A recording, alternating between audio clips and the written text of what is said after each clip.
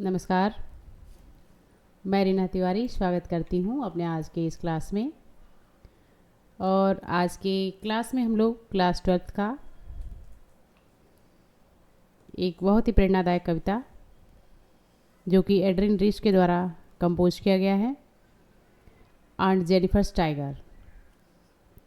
आज इस पोएम को हम लोग पढ़ने वाले हैं और ये पोएम बहुत ही इम्पोर्टेंट है क्योंकि आपने अगर प्रीवियस ईयर का क्वेश्चन पेपर देखें तो हर साल जो है इसमें से पैसेज जो है वो या फिर सेंट्रल आइडिया जो है वो आए हुए हैं। तो चलिए आज देर ना करते हुए आज की इस क्लास को शुरू करते हैं। तो सबसे पहले हम लोग आंट जेनिफर्स टाइगर के समरी को देखेंगे। समरी से हमें आइडिया मिल जाता है कि ये चैप्टर जो है वो किस बारे में है और मेन थीम क्या है। तो चलिए शुरू करते हैं समरी का। The poet presents aunt Jennifer's meticulously embroidering a scene of tiger on a panel. The tiger are depict as everything and Jennifer's is not. They are proud, fearless, magnificent and move with certainty across the green landscape. तो देखिए इस तरह से बताया गया है इसमें कि ये जो पोएम है आंट जेनिफर्स टाइगर, इसमें एक पैनल पे टाइगर के कुछ एम्ब्रॉयडरी करके दिखाया गया है, कुछ कढ़ाई करके बताया गया है एक टाइगर के बारे में। और टाइगर जो है इसमें ऐसा वर्णन किया गया है जिसमें आंट जेनिफर्स से कोई लेना देना नहीं है, बल्कि आंट जेनिफर्स तो बहुत सारा सफ़र करती हैं अपनी लाइफ में, लेकिन वो जो टाइगर है जिसको उन्होंने अपने पैनल पे बनाया है एम्ब्रॉयडरी के द्वारा, तो वो जो है बहुत ही प्राउड मोमेंट फील करता है, बहुत ही फेयरलेस होता है, बहुत ही मैग्निफिकेंट होता है और बहुत ही कहते हैं ना शान से जो है वो चलता रहता है, उसे किसी चीज़ का डर भय नहीं लगता है। और देखिए सेकंड स्टेंजा में कहा गया है the second stanza revealed aunt Jennifer's reality. Second stanza से आंट जेनिफर की जो वास्तविकता होती है उसका वर्णन जो है वो देखने को मिलता है।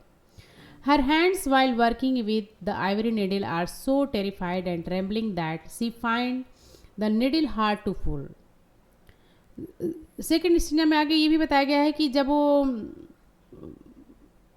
सिलाई जिससे जो है वो बुनती हैं कोई चीज़, चाहे वो पैनल ही क्यों ना हो जिस पर उन्होंने टाइगर की एम्ब्रॉयडरी की है, इतनी वो डरी हुई हैं, उनके हाथ जो है वो काँप रहे हैं और उसे वो अच्छे से चला नहीं पा रही हैं।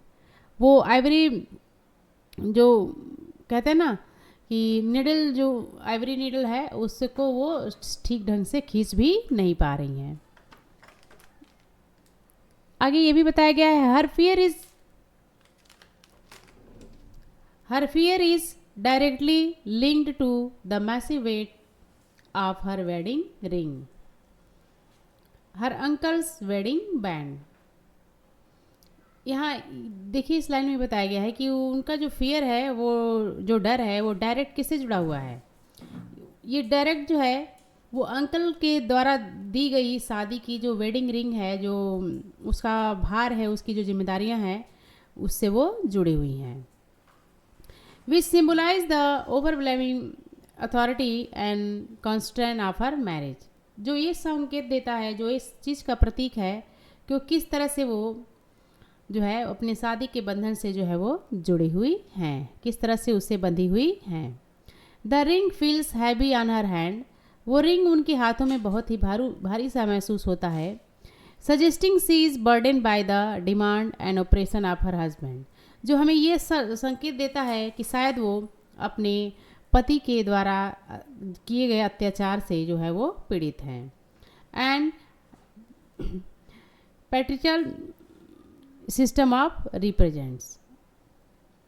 तो देखिए इस तरह से सेकंड स्टेंजा में हमें ये पता चलता है कि आंट जेनिफर्स की जो वास्तविकता है वो उतनी अच्छी नहीं है, उनका जो लाइफ है इतने अच्छे से गुजर नहीं रहा है। उनके हाथ बहुत कांपते हैं डर से जब वो सलाइयों को लेकर जो है वो चलाती हैं। उनके हाथ में जो है अंकल की शादी का वेडिंग रिंग रहता है, जो एक जिम्मेदारी भरा बोझ बना रहता है, और वो ऐसा लगता है कि वो शादी के बंधन से ज़बरदस्ती जुड़ी हुई हैं और काफ़ी वो अंगूठी उनको भारी सा महसूस होता है, और जो ये संकेत देता है कि शायद वो अंकल के द्वारा बहुत ही सताई गई हैं, बहुत ही पीड़ित हैं। आगे देखते हैं। The final stanza contrast her miserable present and future with the enduring nature of her art. Final stanza में, यानी कि इस पोएम के लास्ट स्टेंजा में ये अंतर बताया गया है कि किस तरह से उनका जो मिजरेबल कंडीशन होता है, दयनीय स्थिति होती है, और प्रेजेंट जो होता है उनका और जो फ्यूचर होता है उसको यहाँ पर दिखाया गया है उनके आर्ट के द्वारा। The poet predict that even after Aunt Jennifer's death, when her terrific hand lie still, she will still be burdened by the ordeal she was mastered by।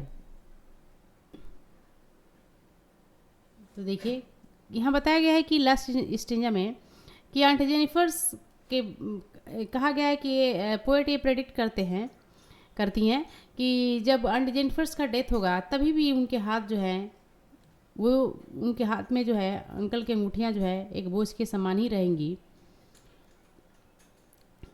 जिसका मास्टर भाई जिस पर जो है वो जो अंगूठी है वो उन पर शासन कर रहा है, यानी कि उस अंगूठी की जिम्मेदारियों से वो बंधी हुई हैं।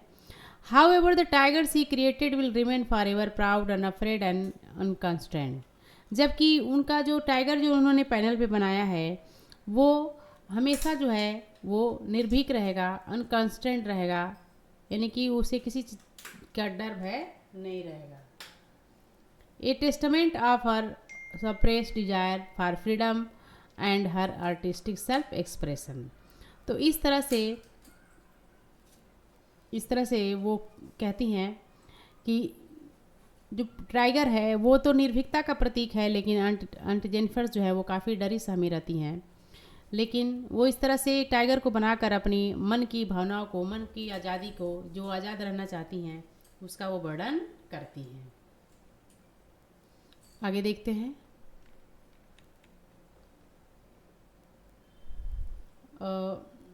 सेंट्रल आइडिया देखते हैं कि यहाँ पर क्या बताया गया है। Adrienne Rich use the metaphor of aunt Jennifer's and the tiger, she create the explore and theme of gender role and artistic expression। देखिए सेंट्रल जो है, देखिए सेंट्रल आइडिया नहीं है, ये एक्सप्रेशन है एक तरह से। तो देखिए सेंट्रल थीम जो है इसमें बताया गया है कि एंड्रिन किस तरह से जो है, आंट जेनिफर्स जो है किस तरह से मेटाफोर का उपयोग करती हैं एक टाइगर को ध्यान में रखते हुए, और बताती हैं कि किस तरह से जेंडर का रोल होता है। जेंडर रोल जो है इसमें दिखाया गया है एक आर्टिस्टिक एक्सप्रेशन के द्वारा। और उसके बाद बताया गया है मैरिटल ऑपरेशन। मैरिटल ऑपरेशन का मतलब यहाँ पर ये हुआ कि उनका ज़िंदगी किस तरह से शादीशुदा चल रहा है, देखते हैं। Aunt Jennifer's presented as a victim burdened by the massive weight of her wedding band। Aunt Jennifer जो है इसमें बताया गया है कि किस तरह से वो शिकार रहती हैं, किस तरह से वो अपने शादी के बंधन को एक मजबूरी से निभाती हैं, and which symbolize is dominance of her and constant impose upon her and her husband and society. और किस तरह से जो ये संकेत देता है कि किस तरह से निर्भीकता से वो जो है अपने टाइगर को पैनल पर बताती हैं, लेकिन उनके वास्तविक लाइफ में जो है वो काफ़ी डरी सहमी है, काफ़ी वो आज़ाद नहीं है, बल्कि काफ़ी वो अपने जीवन को एक बंधन के समान समझती हैं। And her terrific hand reflect her weak depressed stage. और उनके जो टेरिफिक हैंड है यहाँ बार बार दिखाया गया है कि जो उनके टेरिफिक हैंड है वो किस तरह से उनकी कमजोरी को, उनकी पीड़ा को जो है वो दर्शाते हैं। अनफुलफिलमेंट डिजायर, एक देखिए यहाँ पर पॉइंट बनता है unfulfilment desire. The tigers are the ultimate manifestation of aunt Jennifer's subconscious wish. देखिए यहाँ पर बताया गया कि टाइगर को जो है बनाकर उन्होंने अपने मन की भावनाओं को व्यक्त किया है, जो उनकी इच्छाएं पूरी नहीं हुई उसको व्यक्त किया है। They present all the qualities she lack in her life. उनका टाइगर जो है हर तरह की क्वालिटी को दिखाता है जो उनके जीवन में नहीं है, कमी है उसकी, जिसको वो चाहती हैं, कमी है, उसका अभाव है। जैसे कि कैरेज हो गया, साहस हो गया, कॉन्फिडेंस हो गया, पावर और अनकंस्ट्रेंट फ्रीडम हो गया। आर्टिस्टिक स्केप, उसके बाद देखिए आर्टिस्टिक स्केप में बताया गया है the only place where aunt Jennifer's can express her an authentic self and her desire to of freedom is through art the tapestry while her body is control her imagination remain free। देखिए इस तरह से Jennifer's ने अपनी भावनाओं को बहुत ही अपने से जुड़े हुए भावनाओं को जो है बहुत ही अच्छे से कला के द्वारा जो है वो अपनी कल्पनाओं को जो है वो उन्होंने अंजाम दिया है। उसके बाद दिया है एंड्यूरिंग लीगेसी।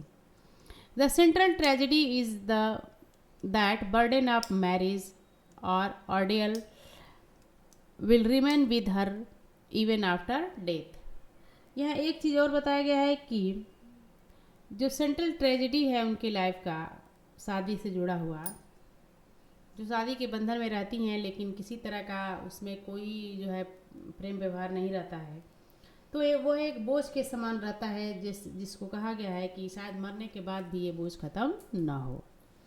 तो चलिए देखते हैं आगे।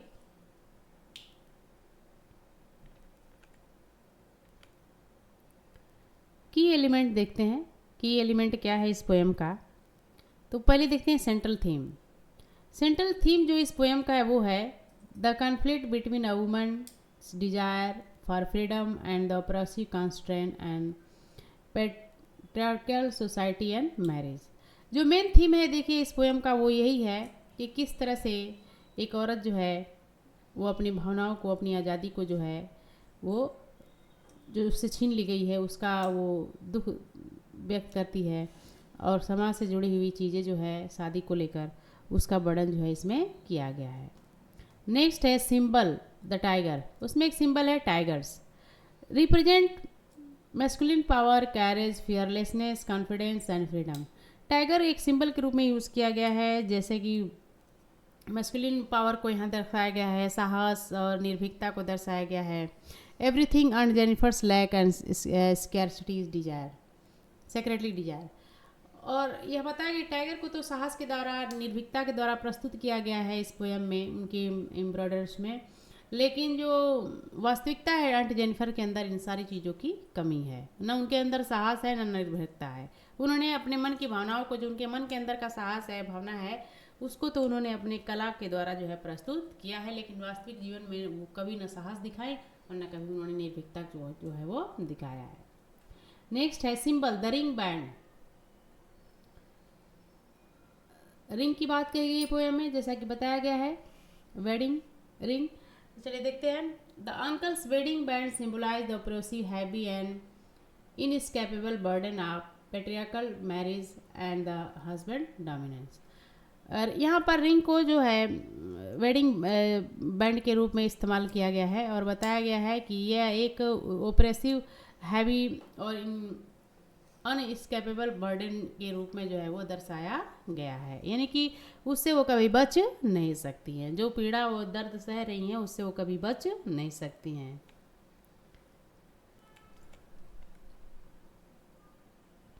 द हैंड नीडल, की पॉइंट है द हैंड नीडल। तो देखिए आप, जैसे पता ही है कि पहले मैंने बताया है कि वो आइवरी जो नीडल होती है उसको सही से नहीं चला पाती हैं, डर के मारे कांपते रहते हैं उनका हाथ। तो उसके लिए बताया गया यहाँ पे Aunt Jennifer's terrified hand and difficulty she put pulling the needle symbolize her physical and psychological weakness caused by marital suffering। तो देखिए आंट जेनिफर के जो टेरिफाइड हैंड है जो यूज़ किया गया है फ्रेज बुक पोएम में, वो इस चीज़ को संकेत करता है कि किस तरह से वो मानसिक रूप से, शारीरिक रूप से जो है वो शादी को के जो शादी के द्वारा उनको जो तकलीफ़ दी गई है, शादी में जो तकलीफ़ है उन्होंने सही है शादी के बाद उसका वर्णन उन्होंने किया है। उसके बाद कंट्रास्ट देखिए क्या कंट्रास्ट है। टाइगर को यहाँ दिखाया गया है कि free, strong, confident, golden chivalry and aunt Jennifer's frail weak terrified body and constant. जैसा कि टाइगर को यहाँ एकदम दोनों को अंतर बताया गया है। टाइगर बहुत ही निर्भीकता से, मजबूती से, का विश्वास के साथ एकदम शान से जो है चलता फिरता रहता है, जबकि आंट जेनिफर की जो लाइफ होती है फ्रेल बहुत ही कमज़ोर होती हैं, बहुत ही डरी हुई रहती हैं, काफ़ी बोझ सा महसूस करती हैं और अपने आप को बहुत ही कांस्टेंट यानी कि बहुत ही बंधन में बंधी हुई महसूस करती हैं। उसके बाद देखते हैं पोएटिक डिवाइस। पोएटिक डिवाइस में है extensive use of visual imagery. खास तौर पे इसमें जो है इमेजरी का इस्तेमाल जो है वो किया गया है। जैसे टोपाज ग्रीन है हो गया, सनकट्स using the ring represent entire marriage. Ring का इस्तेमाल किया गया है, जैसा हम लोग जानते हैं समाज में रिंग जो है वो वेडिंग बैंड के रूप में इस्तेमाल किया जाता है।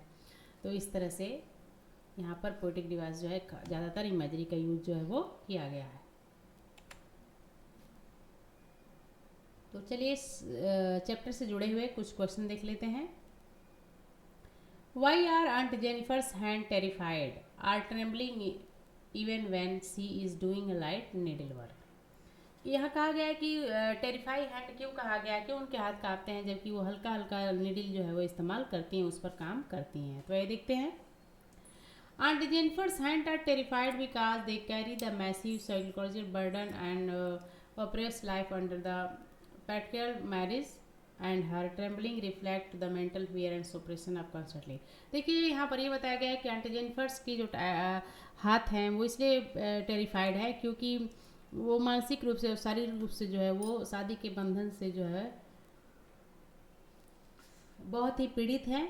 हर ट्रेम्बलिंग रिफ्लेक्ट मेंटल फियर, उनका जो कंपन है, उनको जो डर के मारे जो कांपती हैं, उनकी मानसिक डर को दिखाता है, जो पीड़ा सहती हैं उसको दिखाता है, जो हस्बैंड के द्वारा लगातार जो है वो प्रताड़ित की जाती हैं उसको दर्शाता है। Next, explain the significance of the phrase the massive weight of uncle's wedding band sit heavily upon aunt Jennifer's hand.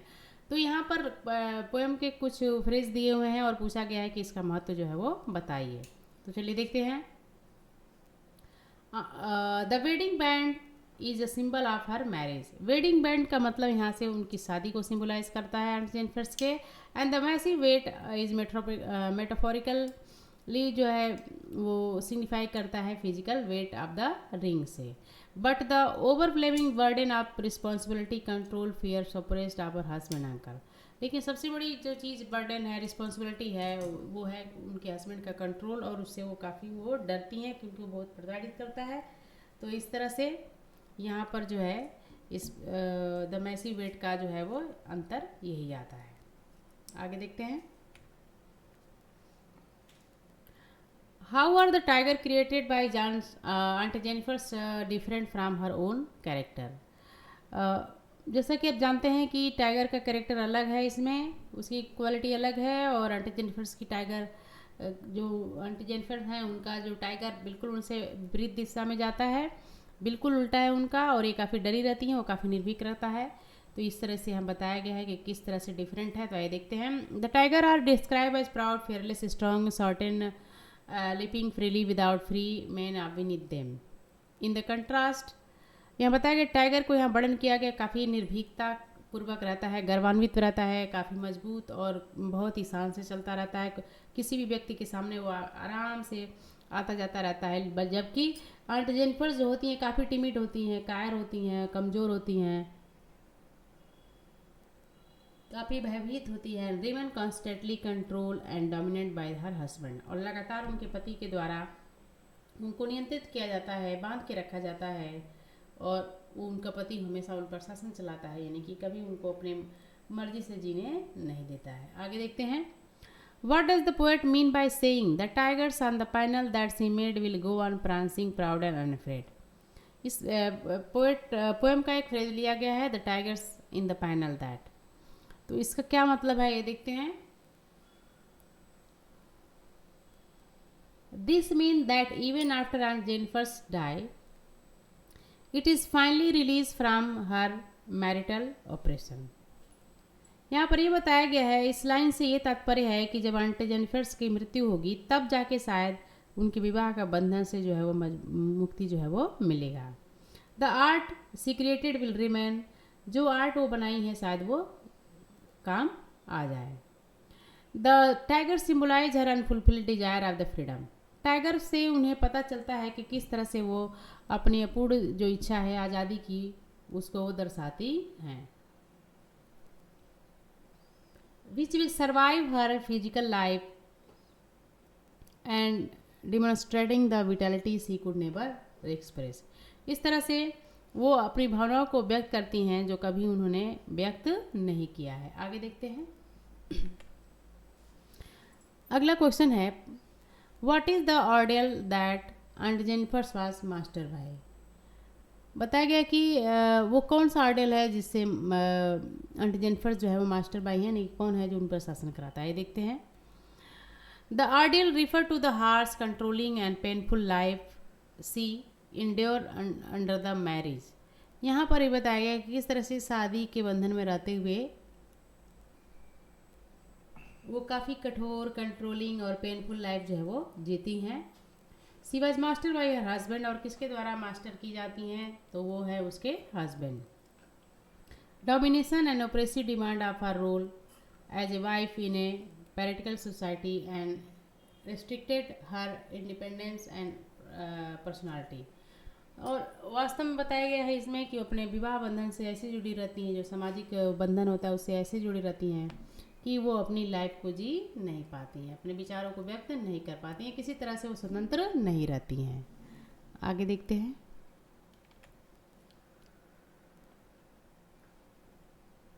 आगे एमसीक्यू देखते हैं इस चैप्टर का। जब पहला एमसीक्यू है what do aunt Jennifer tiger symbolize, aunt Jennifer tiger किस चीज़ को सिम्बलाइज करती हैं, तो आंट जेनिफर का जो टाइगर है वो क्या सिम्बलाइज करता है, तो आइए देखते हैं। तो हमें पता ही है कि वो निर्भीकता का प्रतीक है, तो इसलिए हमारा ऑप्शन नंबर बी जो है करेक्ट है, strength and freedom. Next, aunt Jennifer terrify hand indicated her, aunt Jennifer का जो टेरिफाई हैंड है वो क्या इंडिकेट करता है, तो पता ही हमें oppressed and fearful state of mind, option number C correct है। Next, the tiger are describe as being the colour topaz, topaz is a typical, तो देखिए यहाँ पर बताया गया टाइगर को डिस्क्राइब किया गया है और कलर बताया गया था टोपाज, तो यहाँ पर टोपाज की कुछ विशेषता बताई गई है, golden yellow colour. Next, the massive weight of the uncle wedding band primarily signifies the burden of, massive band को किस तरह से सिग्निफाई किया गया है, तो आइए देखते हैं। ऑप्शन नंबर बी करेक्ट है, practical marriage and male dominance.